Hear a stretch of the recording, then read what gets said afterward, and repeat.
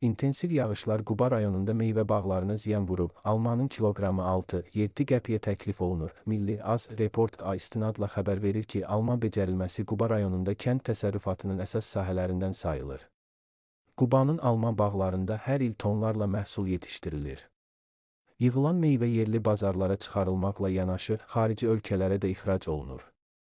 Sentyabrın ikinci 10 günlüyündən etibarən rayonun alma bağlarında kütləvi məhsul yığımına başlanıb, lakin son həftələrdə hava şəraitinin yağıntılı keçməsi səbəbindən bağlarda məhsul yığımında durğunluq müşahidə olunur. Fermerlər məhsulu vaxtında və itkisiz toplamağa çalışsalar da, aramsız yağışlar buna imkan vermir. Nəticədə mənfi təsirlərə məruz qalan almalara bağbanların çil adlandırdığı müxtəlif ölçülü ləkələr düşür.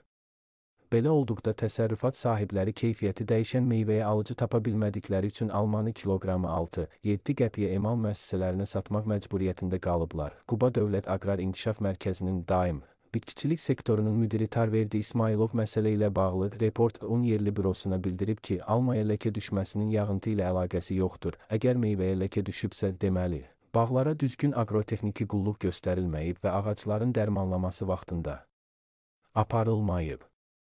Ona görə də bu məsələdə təbiətin təsirindən danışmaq üçün əsas yoxdur. Qeyd edək ki, ötən il rayonda alma bağlarının sahəsi təqribən 7000 hektardan çox olsa da, bu il həmin göstərici 6,2 hektara düşüb.